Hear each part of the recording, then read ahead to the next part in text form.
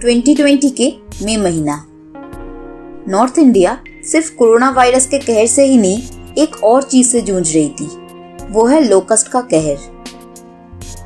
बंगाल में हुई आम्फान साइक्लोन की वजह से हवा का जो रुख बदला था, वो एक्चुअली न्योता दी थी लोकस्ट के झुंड को पाकिस्तान से इंडिया में आने के लिए। और आने के बाद लगभग 90,000 एकड़ की सब्जी और खेतों को निगल ली थी सिर्फ 2 दिनों में। लोकस्ट का इतना भयानक कहर शायद पहली बार पूरा देश देखा था। लेकिन क्या आपको पता है, लोकस्ट को बहुत सारे देशों में खाया भी जाता है एज फ्राइड और स्मोक्ड। नहीं ना, मुझे भी पता नहीं था। Actually locust is a rich source of protein. बहुत सारे देशों में तो इसे प्लान्ड वे में पाला भी जाता है फॉर दिस रीजन। आज मैं जिस मूवी को लेके बात करूंगी वो इसी अनयूजुअल और लेसन नोन फैक्ट को लेके बनाई गई एक फ्रेंच मूवी है। और मेरे चैनल पे वीडियो बन रहा है तो थोड़ा यूनिक तो होगा ही। जी हाँ, ये मूवी हॉरर ड्रामा जॉनरा का है। मूवी का नाम है द स्वॉर्म, जो रिलीज हुई थी 2020 में और इसी महीने से नेटफ्लिक्स में स्ट्रीमिंग हो रहा है। मूवी का प्लॉट इतना बेहतरीन और यूनिक है कि 1 साल हो जाने के बाद भी रॉटेन टोमेटोज में ये 88% फ्रेश रेटिंग होल्ड कर रही है। सिर्फ यही नहीं, इंटरनेशनल फिल्म क्रिटिक्सों ने इसे इतना सराहा है जिसके वजह से ये मूवी कान फिल्म फेस्टिवल में अपना जगह भी बना ली थी। प्लॉट के अलावा मूवी का डायरेक्शन और एडिटिंग आउटस्टैंडिंग है। जनरली स्पेशल इफेक्ट बोलने से हमें सिर्फ मारधार वाले मार्वल या डिज्नी के मूवीज ही याद आते हैं, लेकिन इसी इफेक्ट को इस मूवी में इतनी सिंपल तरीके से यूज की गई है जिसके वजह से एक भी जंप स्केयर मोमेंट ना होने के बावजूद आपको ये मूवी डर का सामना करवाएगी। पूरे वर्ल्ड में रिलीज होने वाली ऐसी यूनिक मूवीज के बारे में जानने के लिए और उसके पीछे का थ्योरीज को समझने के लिए मेरे चैनल के दूसरे वीडियो को भी देख लेना और अच्छा लगे तो शेयर भी कर देना। और अगर मेरे चैनल पे नए हो, चैनल को सब्सक्राइब करके बेल ऑन कर देना और मुझे दूसरे सोशल मीडिया प्लेटफॉर्म में भी फॉलो कर लेना ताकि ऐसी डिफरेंट टाइप ऑफ वीडियोस का अपडेट आपके पास सबसे पहले पहुंच जाए।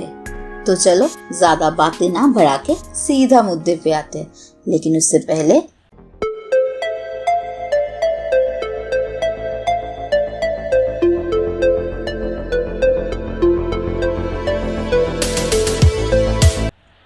कहानी के सेंटर में है वर्जिनी नाम की एक विडो जो अपनी बेटी लॉरा और बेटे गैस्टन को लेके रहती थी।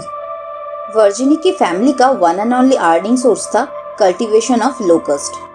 एक्चुअली वर्जिनी लोकस्ट फ्राई करके एडिबल प्रोटीन सोर्स के रूप में मार्केट में सेल करती थी।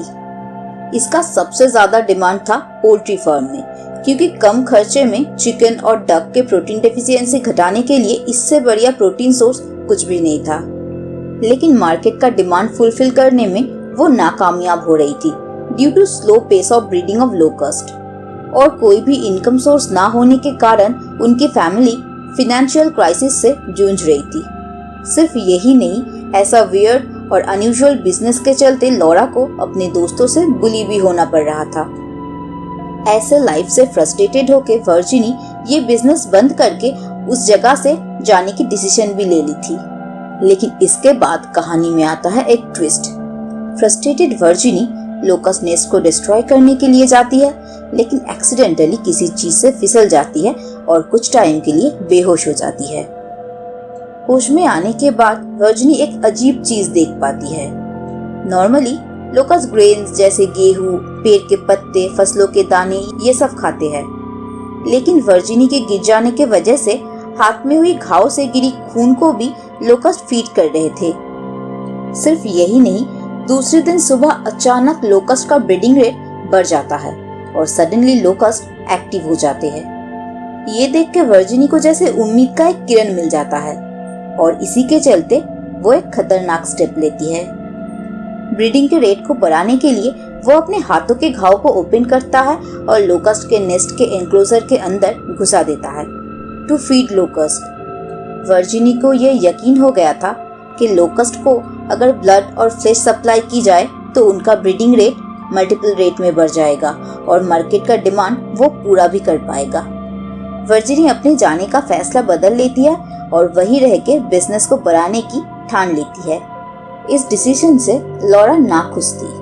हालांकि गैस्टन और लॉरा लोकस की ऐसी कैरेक्टरिस्टिक से अनजान थी।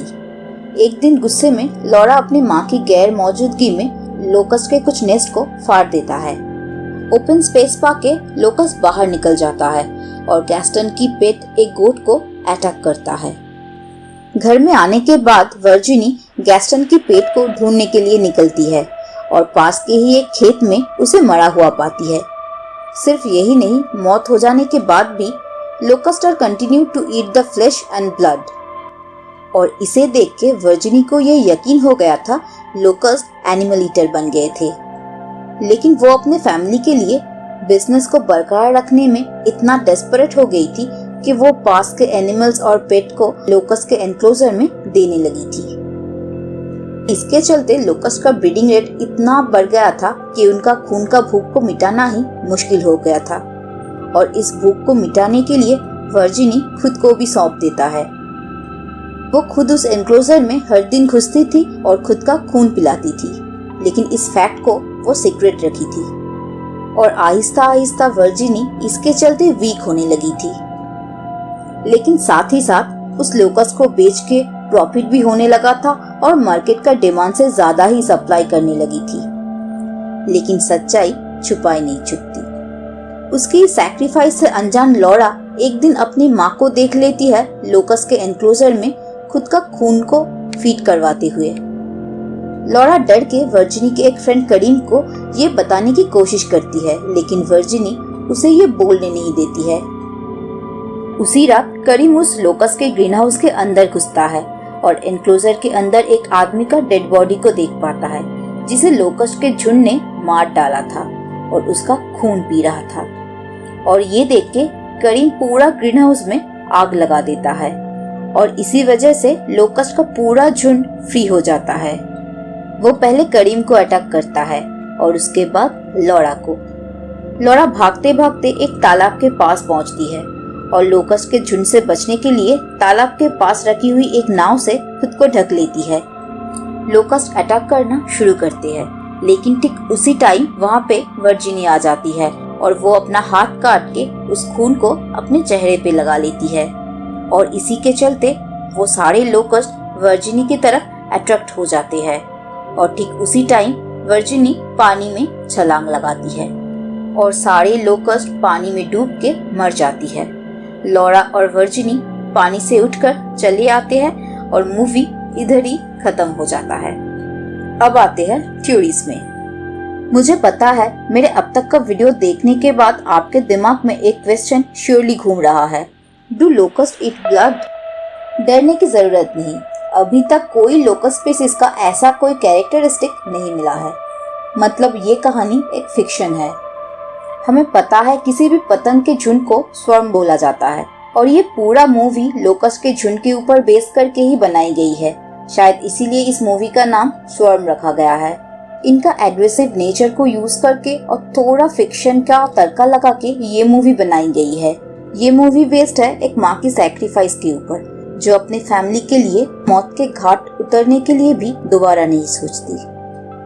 अपने फैमिली की खुशी ही वर्जीनिया के लिए सब कुछ था, इसीलिए मुसीबत से भागने से ज्यादा उसमें डटे रहना ही उसने ठान ली थी। तो कैसा लगा आज का वीडियो? नीचे कमेंट सेक्शन पे जरूर बताना। तो आज के लिए बस इतना ही, फिर मिलते हैं बहुत ही जल्द कुछ इंटरेस्टिंग सा वीडियो को लेके। तो तब तक के लिए take care and good bye.